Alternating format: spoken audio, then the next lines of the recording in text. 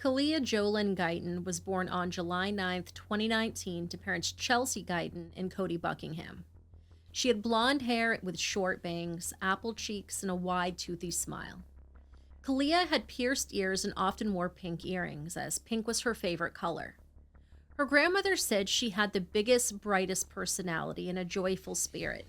She said, "She was a bright light in a dark world, a bright, bright light. She really was. Everywhere she went, she just lit up a room."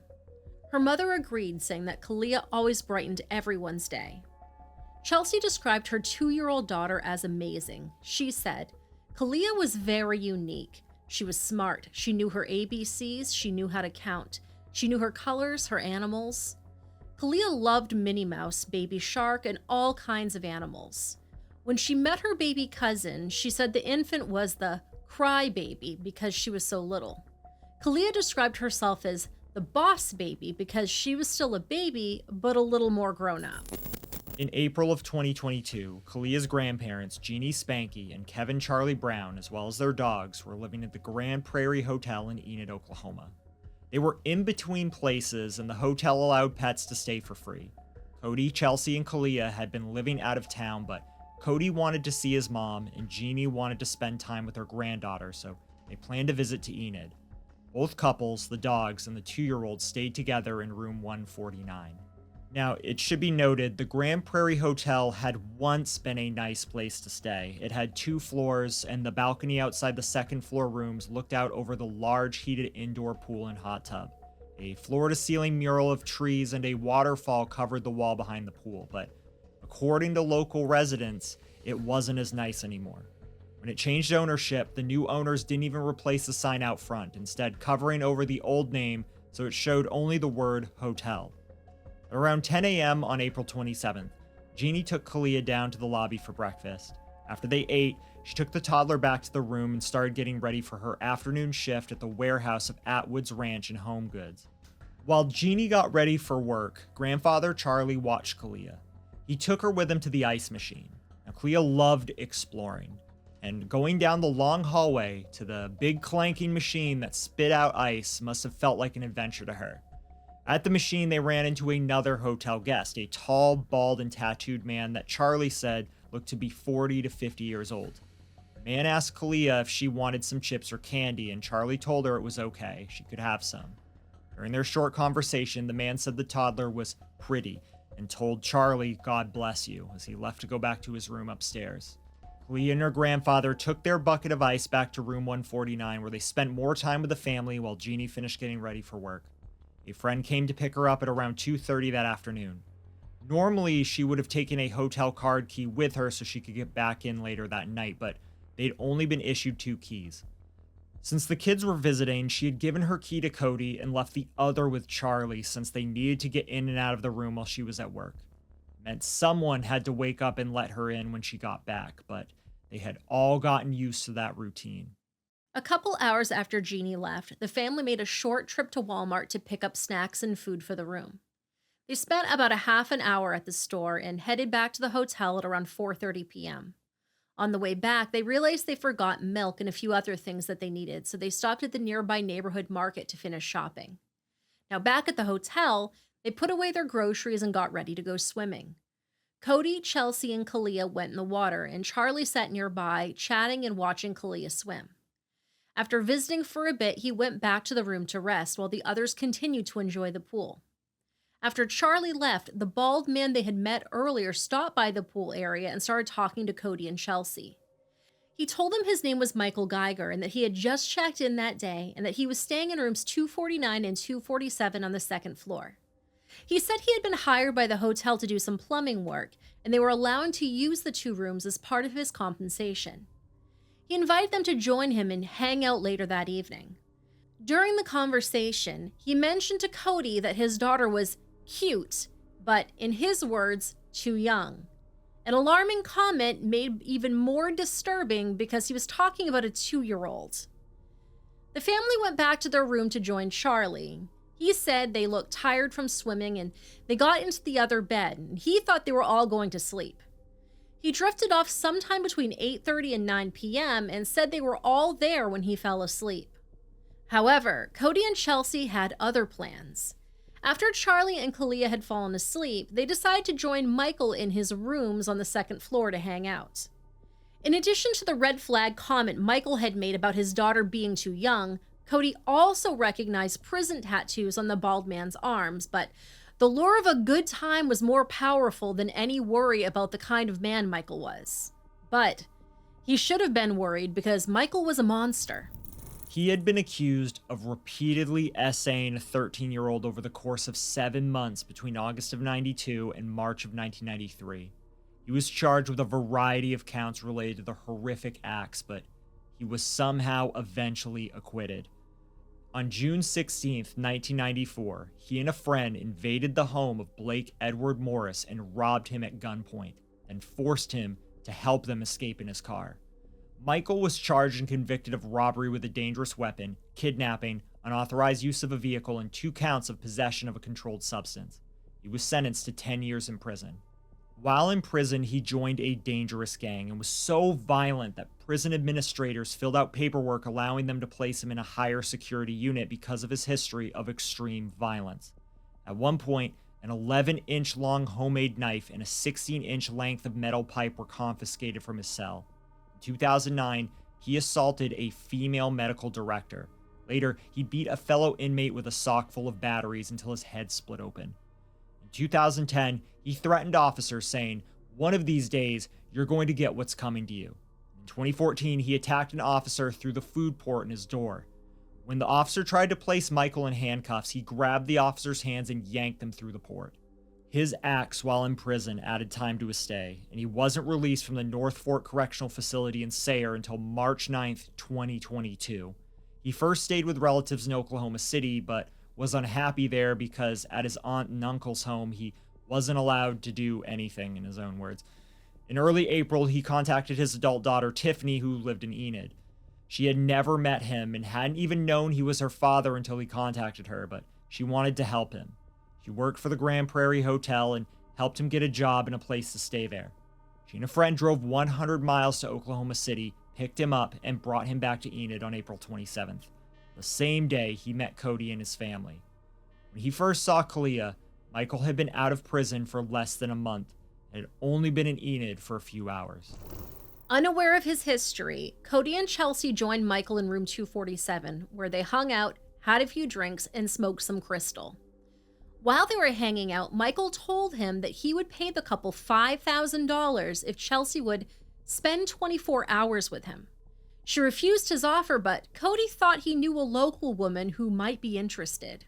While Cody called the woman to ask, Michael left room 247 and went into the adjacent room and closed the door. Cody's friend agreed to the arrangement, but she needed the couple to pick her up at home and give her a ride to the hotel.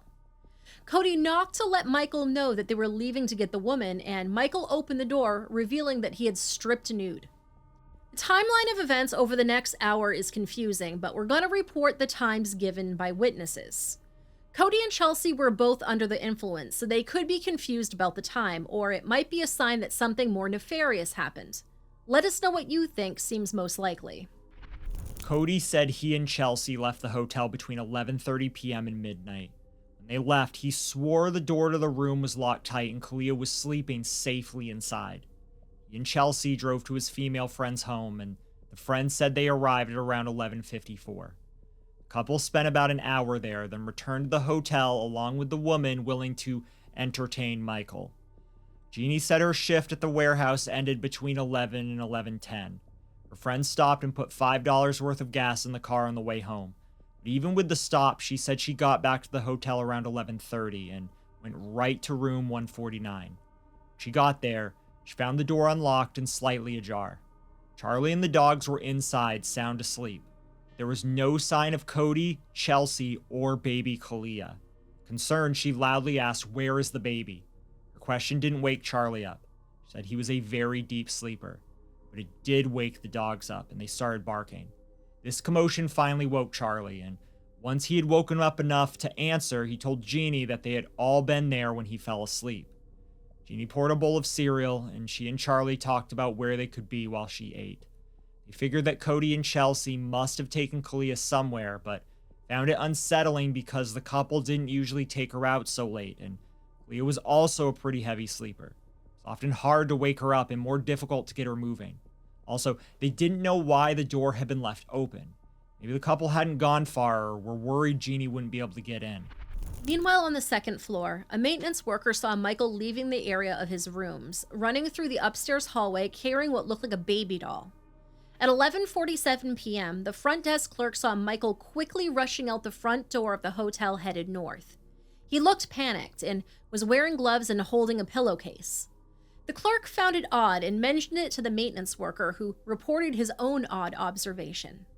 They were puzzled by his behavior but had no idea that Caliyah was missing and didn't actually realize the baby doll was a young girl. Based on their statements that they spent an hour at the friend's house and drove straight back to the hotel, it would have been a little after 1 a.m. when Cody, Chelsea, and the unnamed woman got to the hotel.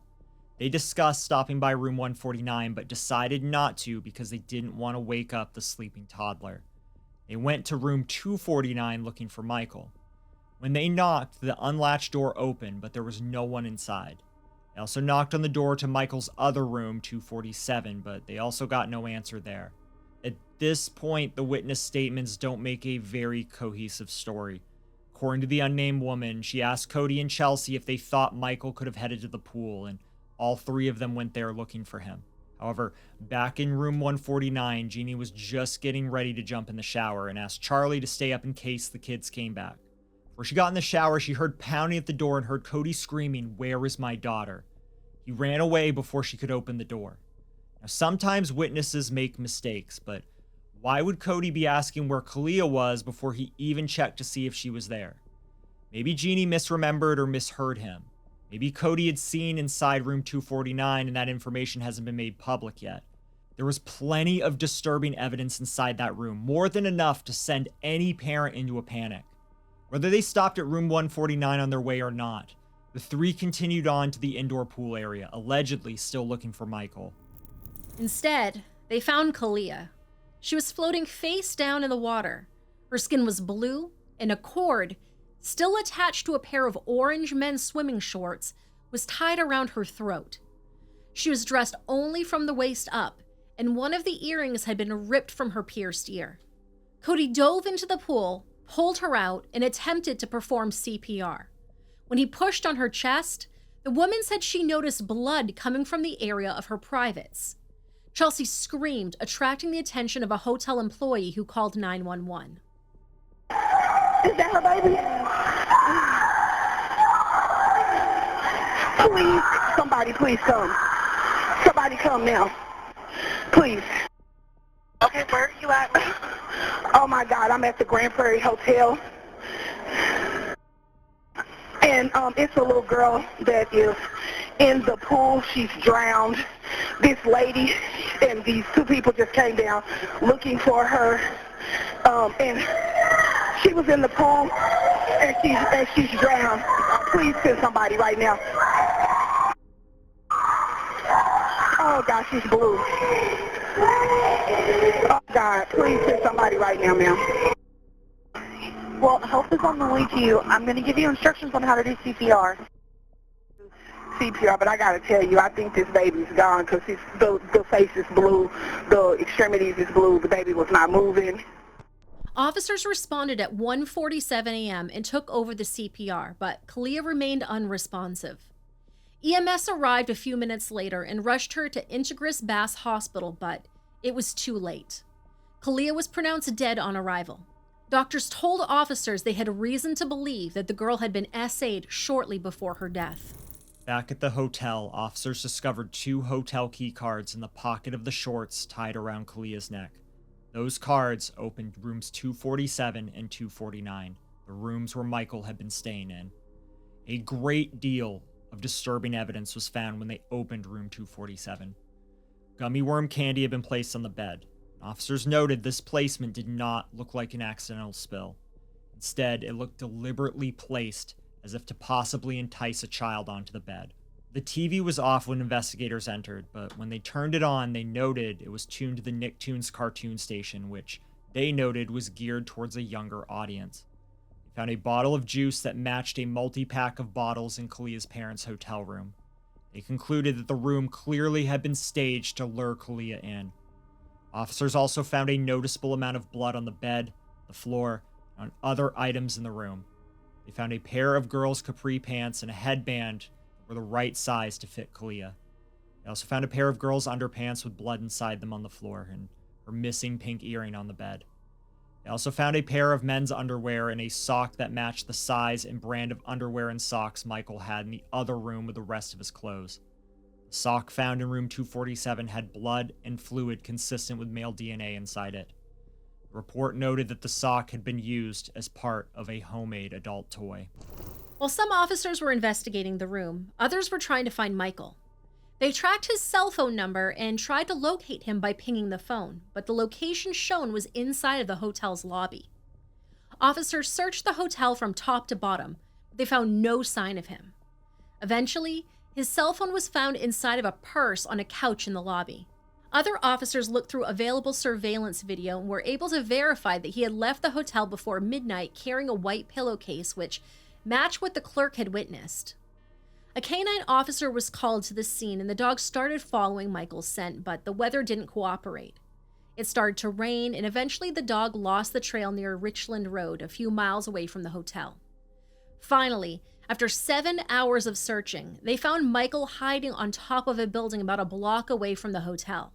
When he realized he'd been sighted, he came down voluntarily. He was arrested at 9:13 a.m. on April 28th. Officers reported that his hands and body were bloody when he was taken into custody. A hat, gloves, and a pillowcase speckled with blood were found near the spot where he'd been hiding. Police questioned Michael, but he did not confess during his interview. However, officers said he made statements that matched the evidence officers collected at the hotel. He admitted that he was staying in the 2 hotel rooms, but also claimed other occupants were staying there as well, though no other witnesses saw these alleged other occupants. He denied attacking and assaulting Caliyah, but did admit he spoke with her and gave her chips and candy earlier in the day. When asked if the shorts found with her belonged to him, he wouldn't answer, instead saying he had multiple pairs of shorts.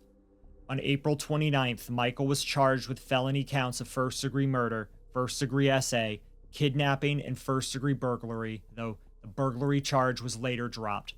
He appeared before Special District Judge Brian Lovell, and prosecutors filed a motion to hold him without bond. He was denied bond, and his next hearing date was set. Are you remorseful? It's back to court for the man charged in the vicious killing of a 2-year-old girl. And the crime dates back to the spring. And before we go any further here, we should tell you the details here are very graphic. So if you have children who might be watching, you may have them leave the room. It was April when Enid police found 2-year-old Caliyah Guyton's body in a hotel pool. After a lengthy manhunt, they found the suspect, Michael Gigger, covered in blood. Today, he went before a judge yet again. News 4's Caitlin Ogle was in the courtroom. This is the ramp Michael Geiger walked down to go into the courthouse. Once inside, he was able to meet with his attorney before they set a date for his preliminary hearing. Are you remorseful? Michael Geiger silently walking into the Garfield County Courthouse Wednesday. The 51-year-old faces first-degree murder, rape, kidnapping, and burglary charges. Back in April, Enid police say they found Caliyah Guyton in the pool of the Grand Prairie Motel. The 2-year-old was unresponsive with orange shorts wrapped around her neck. The nature of a call was a girl had drowned in the motel pool. The medical examiner said she'd been raped and later died at the hospital. After an hours-long suspect search, police found Geiger on top of a nearby roof, his hands and clothes bloody. It was right next door, so panic all day. Every scenario that you can think of. Just a month before, Geiger had been released from prison after serving a 10-year kidnapping sentence. We were told that he had been in the Enid area for some work and had recently come up and stayed at the motel. Inside his motel room, investigators finding a, quote, very bloody scene that had been, quote, staged to lure Caliyah because they found gummy bears, juice boxes, and cartoons on the TV. Monday, inside Judge Lovell's courtroom, Geiger sat silent. Attorneys and the judge setting a date for his preliminary hearing, November 16th at 9 a.m. In November of 2022, the district attorney for Garfield County, Michael J. Fields, filed a special bill indicating that he was seeking the death penalty for the first-degree murder charge due to the aggravating circumstances. He argued that the death penalty was warranted because Michael had previously been convicted of a felony, and the murder was especially heinous, atrocious, and cruel. He also argued that Michael was likely to commit criminal acts of violence, making him a continued threat to society based on his extensive past history of violence and how quickly he reoffended after being released. In his special bill, Prosecutor Fields included information the chief medical examiner discovered while conducting Caliyah's autopsy. Her injuries are deeply, deeply disturbing. They found extensive bruising on her neck as well as bruises on her face, mouth, chest, and other areas. She had underlying muscle and soft tissue damage, especially around her neck, and burst blood vessels throughout her face, head, chest, and vital organs. The damaged blood vessels meant she had been strangled to the point that she was unable to breathe. The increased pressure and lack of oxygen caused her brain to swell. The blood evidence present on her body and in the hotel room showed her injuries had caused copious bleeding and trauma. According to the report, she suffered extensive damage to her privates, including abrasions and serious tears to both exterior and interior areas. Her DNA was found in a swab collected from Michael. This meant that, though she was only 2 years old, she had been violently essayed while she was still alive. The ME also found that her lungs were swollen and there was a white, frothy fluid in her airway, indicating that she was still struggling to breathe when Michael threw her over a balcony railing and into the pool below. Even after she hit the water, she was still fighting to take a breath. Her cause of death was lack of oxygen because of strangulation and drowning. Her manner of death was a homicide. Though the ME was able to explain what happened during her final moments, there are still lingering questions about how she got into Michael's room. Did he have access to a special key card that opened her room as part of his job at the hotel? Did he somehow knock loud enough to wake her, but not loud enough to wake Charlie and the dogs? Was the door to 149 locked that night? Was she really there? We know the police think he lured her from the room, but none of the evidence that they have released so far explains how he did it. On December 12th, Michael had another hearing, this time in front of District Judge Tom Newby. He pled not guilty to all of his charges. Judge Newby wanted to schedule his trial for May of 2023, but was unable to do so because of motions questioning his competency to stand trial. In July of 2023, the Oklahoma Department of Mental Health submitted a report that stated they found that Michael was not competent to stand trial. No details were revealed because the report and all future reports about Michael's mental health were sealed by Judge Newby. Though they provided the expert opinion, in Oklahoma, the defendant can choose to have their competency determined by a judge or a jury. On August 4th, he waived his right to a jury trial, leaving his decision in the hands of the judge. On November 1st, Judge Newby found Michael incompetent because he was suffering from a delusional disorder that made him unable to understand the charges against him and prevented him from rationally assisting in his own defense. Michael also objected to the use of psychotropic drugs to help stabilize him. Judge Newby ordered the Oklahoma Forensic Center in Veneta, an inpatient behavioral health hospital, to develop a treatment plan for him. He will remain confined, but not imprisoned during his hospitalization. With treatment, the judge believes that restoration of competency within a reasonable time is likely. If and when his condition improves, the facility has 30 days to notify the court. Until then, there will be no trial and no justice for Caliyah. On May 4th, 2022, a Change.org petition was started encouraging the Enid police to arrest Cody and Chelsea for their daughter's death. As of this recording, it has garnered a little over 4,000 signatures. It read in part, "We want justice as a community for this sweet little girl. Her parents need to be charged as well. Please sign our petition. The public wants to know that no one is getting away with the negligence of Caliyah. The public wants police to charge the parents with negligence or child endangerment at the least." The woman who posted the petition also accused the couple of harassing employees at the hotel and behaving badly at a public vigil for Caliyah, but that hasn't been confirmed in any other sources. Chelsea remains adamant that she and Cody had nothing to do with their daughter's death. On June 8, 2022, she posted the following statement to social media, and it read, "There's absolutely no reason as to why this happened to my baby. It's definitely the most horrible thing to be going through. Thanks for family and some friends for all the supportive messages. And for everyone else who's in my inbox being hateful. Know that I would never allow anything like this to happen or even allow anyone to harm my baby in any way, shape, or form." The next month, on what would have been Caliyah's third birthday, July 9th, 2022, Cody posted, "Today is going to be a very hard day. I miss her so much, and I wish I could have woken her up with kisses and hugs just to give her whatever she would want today. I love you so much, Caliyah. Happy birthday. Wish you was here. I'm going to try and do something special for you today, baby girl." On August 8th, 2022, Chelsea posted a picture taken from inside a car parked in front of what appeared to be a rehab facility. Beneath the image, she wrote, "If it's any of y'all hating asshoes business, yes, I am checking in. Yes, I am doing what I gotta do to get off parole. Fuck all y'all hating asses in Oklahoma. Go ahead and talk about that. Hashtag retweet." On March 8th, 2023, both Cody and Chelsea filed a personal injury lawsuit against Grand Prairie Inn in the U.S. District Court for the Western District of Oklahoma. The case appears to be ongoing.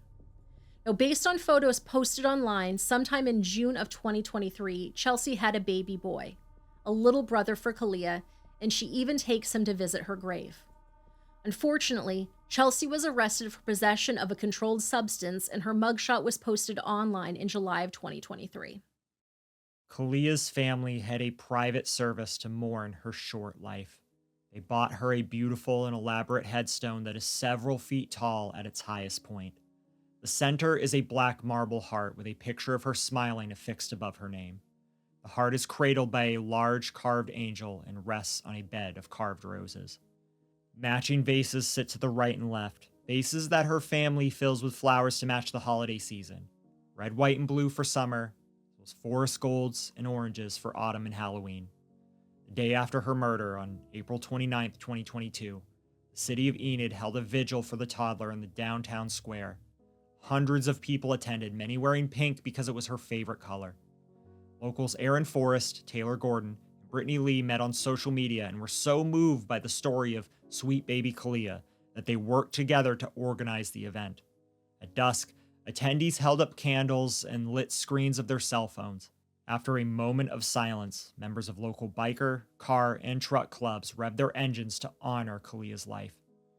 During the event, organizer Aaron said, "This is about Caliyah. We need to keep this peaceful and truly about the little girl's life, nothing else.